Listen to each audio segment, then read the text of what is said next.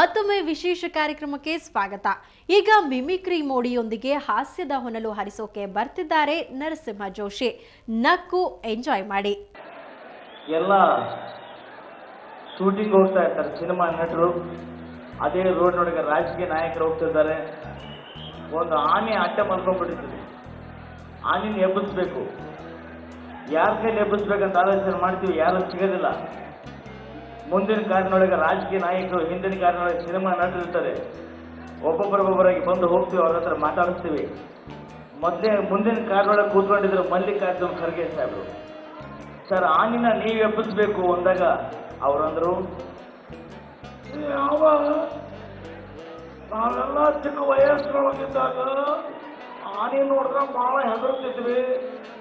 ಆದ್ರೆ ಈ ಸಂದರ್ಭದಲ್ಲಿ ಆನೆ ಎಬ್ಬಿಸೋದನ್ನ ನಮ್ಗೆ ಯಾವ ಹೈಕಮಾಂಡ್ ಆದೇಶ ಆಗಿಲ್ಲ, ನಮ್ಮ ಕೈಲಿ ಆಗುವುದಿಲ್ಲ. ಅಲ್ಲಿ ಜನಾರ್ದನ್ ರೆಡ್ಡಿ ಅವರಿದ್ದಾರೆ, ಕೇಳಿ ನೋಡ್ರಿ. ಇವರು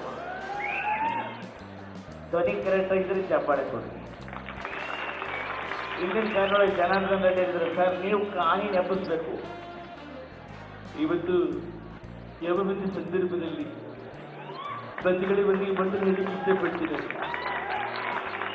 ಇವತ್ತು ನಮ್ಮ ಆನೆಗೆ ಎಬ್ಬಿಸೋದು ಕೆಲಸ ನಾವು ಮಾಡೋದಿಲ್ಲ.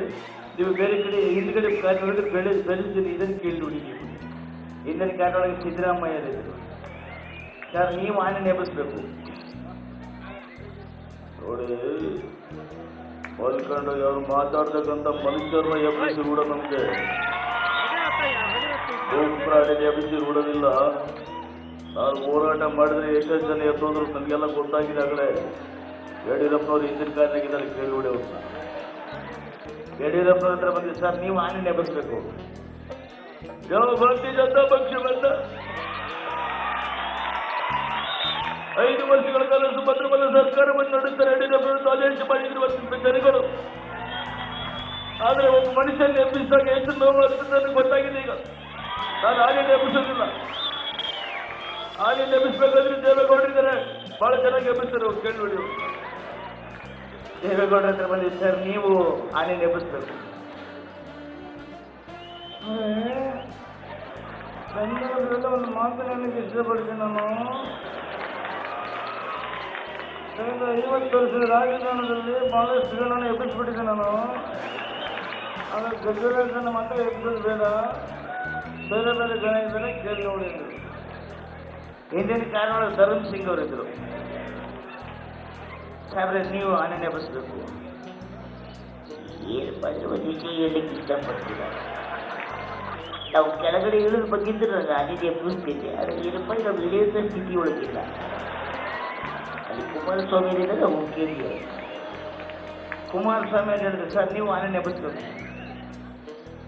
ಈ ಯಾವ ಒಂದು ಸಂದರ್ಭದಲ್ಲಿ ಒಂದು ಮಾತನ್ನು ಹೇಳಲಿಕ್ಕೆ ಇಷ್ಟಪಡ್ತೀವಿ ನಾವು.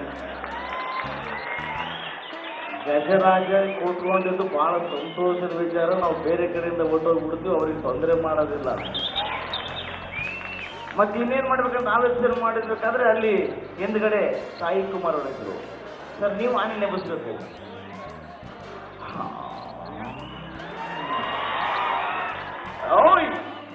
ಎತ್ತದಂತಾಗಿ ನಮ್ಮ ಮಕ್ಕಳ ಭವಿಷ್ಯಕ್ಕೋಸ್ಕರ ಹಗಲು ರಾತ್ರಿ ಕಷ್ಟಪಟ್ಟು ಬೆವರು ಸುರಿಸಿ ನಮ್ಮ ಮಕ್ಕಳ ವಿದ್ಯಾವಂತರನ್ನಾಗಿ ಮಾಡ್ತಾರೆ.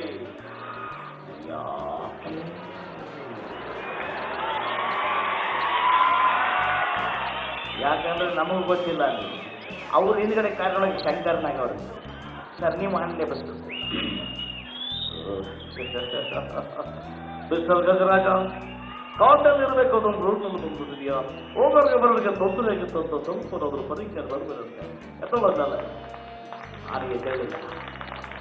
ಇನ್ನೇನು ಮಾಡಬೇಕು? ಟೆನ್ನಿಸ್ ಟೀಚರ್ ಹೇಳಿದ್ರು. ಟೆನ್ನಿಸ್ ಟೀಚರ್ ಹೇಳಿದ್ರು, ಆನೆ ನಾನು ಎಬ್ಬಿಸ್ತೀನಿ ಅಂತ. ಹೋಗಿ ಆನೆ ಕಿವಿಯೊಳಗೆ ಒಂದು ಸುದ್ದಿ ಹೇಳಿದ್ರು, ಎತ್ತು ಹೊಡೆದ್ಬಿಟ್ಟು ಆನೆ. ಹಿರಿಯರ ಗೊಬ್ಬರ ಅಲ್ಲೇ ಇದ್ರು. ಏನು ಕಂಡು ಶಿವ ಇದು ಎಲ್ಲ ಬಂದರು ಎಜ್ಜೆ ಆನೆ, ಏನೆಲ್ಲ ಹೇಳಿದೆ ನೀನು? ಏನೆಲ್ಲ ಗುರುವೆ, ಈ ಒತ್ತಡದೆ ಹೋದ್ರೆ ನೆಕ್ಸ್ಟ್ ಬರೋವನೇ ಈರಪ್ಪ ನಂದ್ಬಿಟ್ಟೆ ಕಣ್ಣ ಎತ್ತೋಡೆ ಬಿಡ್ತು ಆನೆ. ಕಿತ್ತೂರು ಉತ್ಸವದಲ್ಲಿ 2ನೇ ಬಾರಿ ಅವಕಾಶ ಪಡಿ ತುಂಬಾ ಸಂತೋಷವಾಗ್ತಾ ಇದೆ. ನೋಡಿ, ಡ್ಯೂಟಿಗೆ ಬಂದಿರ್ತಕ್ಕಂಥ ಪೊಲೀಸರು ಎಲ್ಲ ರಾಜ್ಯದ ಮೂಲೆಗೆ ಬಂದಿದ್ದಾರೆ, ಬಹಳ ಖುಷಿ ಆಯ್ತು. ಅಲ್ಲಿ ಒಬ್ಬರು ಟ್ರಾಫಿಕ್ನಲ್ಲಿ ನಿಂತ್ಕೊಂಡು ನೋಡಿದ್ರು. ಒಬ್ಬರು ಬೆಂಗಳೂರಿನಿಂದ ಬಂದಿರ್ತಕ್ಕಂಥ PSI ಸಾಹೇಬರು, ಏನ್ ಕಂಡ್ರಯ್ಯ 3 ಜನ ಹೋಗ್ತಾ ಇದ್ದೀರಾ?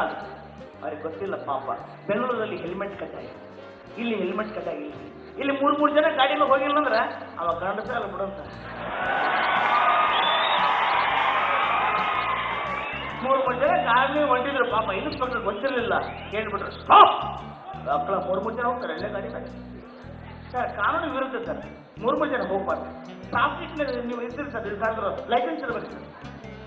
ನಾವು ಹೊಂಟಿದ್ರೆ ನೀವು ಹೊಂಟಿರ್ಲಿ, ನಾವು ಹೊಂಟಿವಿ ಸರ್. ಹೆಸರೇನು ಮಕ್ಕಳ ನಿಮ್ಮದು? ಬೇರೆ ಬೇರೆ ಹೆಸರಿರಲಿಲ್ಲ,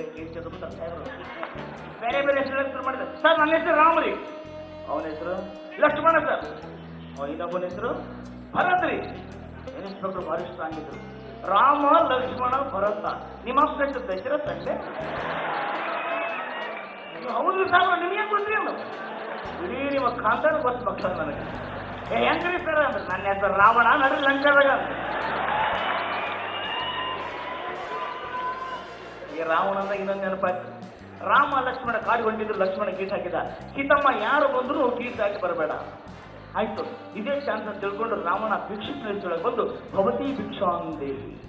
ಸೀತಾ ಓಡಿ ಬಂದು ಭಿಕ್ಷೆ ಹಾಕ್ಬಿಟ್ಟು ರಾವಣ ಸೀತಾ ನೀನು ಮೋಸ ಹೋದಿ, ನಾನು ಭಿಕ್ಷುಕನಲ್ಲ ರಾವಣ. ಸೀತಾ ಏನನ್ಬೇಕು ಪಾಪ.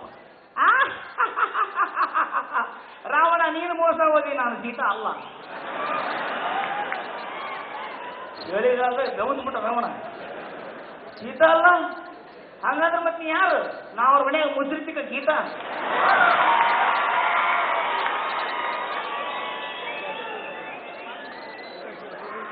ಹೇಗಿತ್ತು ನಗೆ ಹಬ್ಬ? ಹಬ್ಬದ ಸಂಭ್ರಮದ ನಡುವೆ ಹಾಸ್ಯದ ಲಾಸ್ಯ ಒಂದಿಷ್ಟು ಇರಲಿ ಅಂತ ಒಂದಿಷ್ಟು ನಗೆ ಚಟಾಕಿಯನ್ನ ತೋರಿಸಿದ್ವಿ. ಎಂಜಾಯ್ ಮಾಡಿದ್ರಿ ಅಲ್ವಾ? ಇದು ಈ ಹೊತ್ತಿನ ವಿಶೇಷ. ಕ್ಷಣ ಕ್ಷಣದ ಸುದ್ದಿಗಾಗಿ ಸುವರ್ಣ ನ್ಯೂಸ್ 24/7 ನೋಡ್ತಾ ಇರಿ.